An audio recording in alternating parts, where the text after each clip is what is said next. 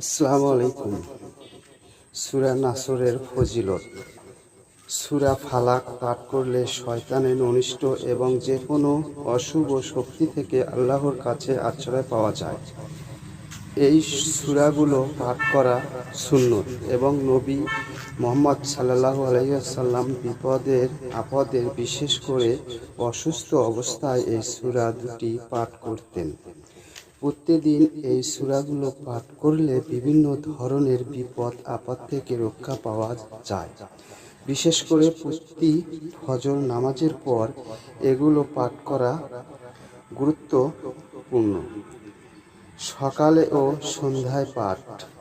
সূরা ইখলাস, সূরা ফালাক ও সূরা নাসের উপর আমল করা সুন্নত। এই আমল করলে সকল বিপদ আপদ থেকে নিরাপদ লাভ করা যায়। সূরাটি শুনুন।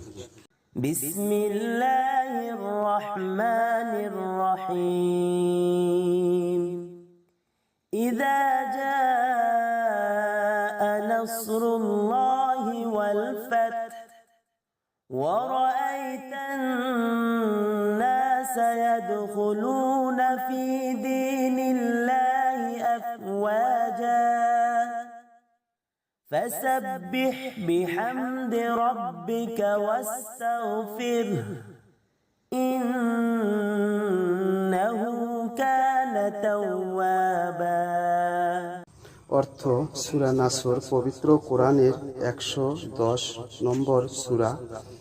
এর আয়াত সংখ্যা 3টি। সূরাটি মদিনায় অবতীর্ণ। এই সূরায় মহানবী সাল্লাল্লাহু আলাইহি ওয়াসাল্লামকে মক্কা বিজয়ের সুসংবাদ দেওয়া হয়েছে। এই সঙ্গে দুনিয়ার আর বেশি দিন হায়াত নেই তাও বোঝানো হয়েছিল।